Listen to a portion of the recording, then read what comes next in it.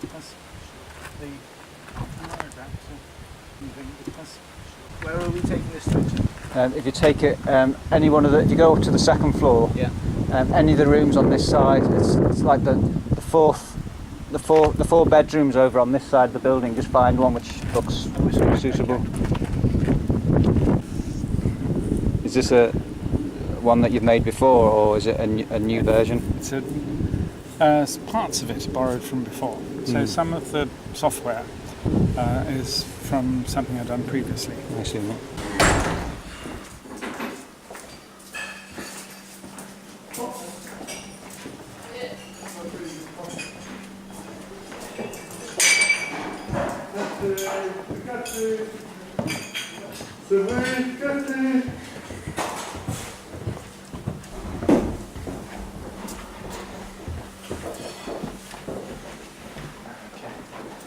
This floor or up another one? Up another one. I'm sure it is.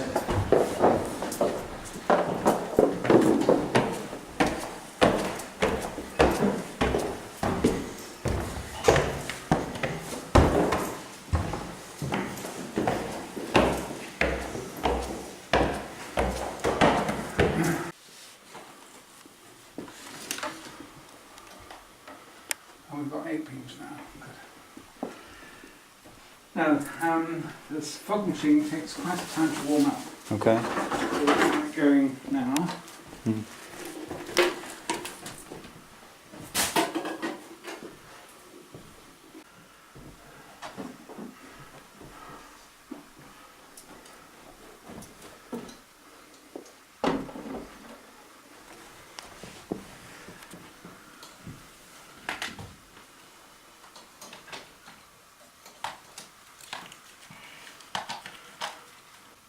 And some very clever electronics inside, made by the Japanese company that I get them from, which works out the angle of that the light has been up and down. And so by triangulation it can then work out the distance. And then it gives a signal corresponding to the distance, and I collect all 8 of these signals up. It might look elaborate, but it's actually fairly simple. Yeah, okay. It's the only complication, if any, is in the wiring. One doesn't need particular skills, it's just diligence. Easy to make a mistake. Okay. But it's not rocket science. Right. And then those are taken in by this multicoloured ribbon here and taken into this microcontroller here, which then produces the signals that go along the wire. Now the interesting thing about this is that this blue one has got the same intensity as those green ones. But if you think about the visual spectrum, what we see when we see a rainbow goes red, orange, yellow, green, blue, indigo, violet. And so the nearer you are to one end or the other, the less the human perception. So the colour that's in the middle, i.e. green, is the one that we see most intensely, even though we are getting the same energy from all the other colours. Right. So by comparison, this blue doesn't look as intense to us, but it is. Right. The amount of energy that's being emitted is commensurate with that of the green, but it's not, because it's at one end of our visible spectrum, we don't really notice it. And one of the things that I'm really quite keen on doing, I'm going to take something like this into my local school, because it's a project that teenagers could do, and it would introduce teenagers to the idea that physics is not difficult. You can do some fun things with it, and it's not nearly as hard as people initially imagine.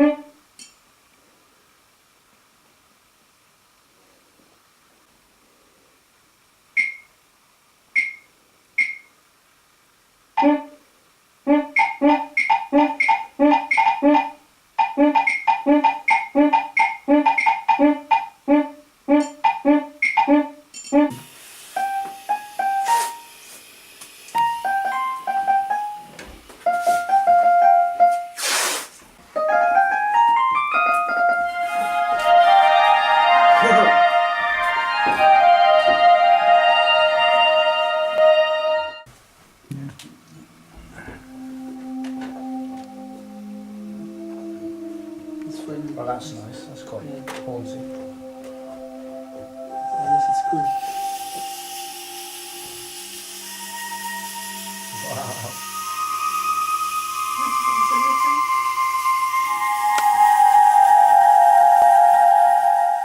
That green LED will go out Okay. when it reaches maximum temperature, Wow.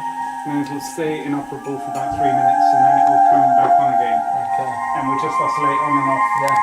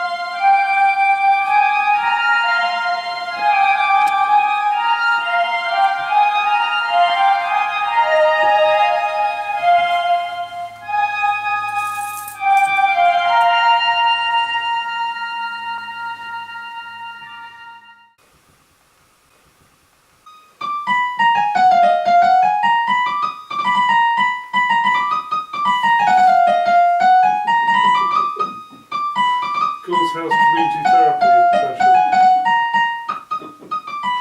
Wonderful for kids as well.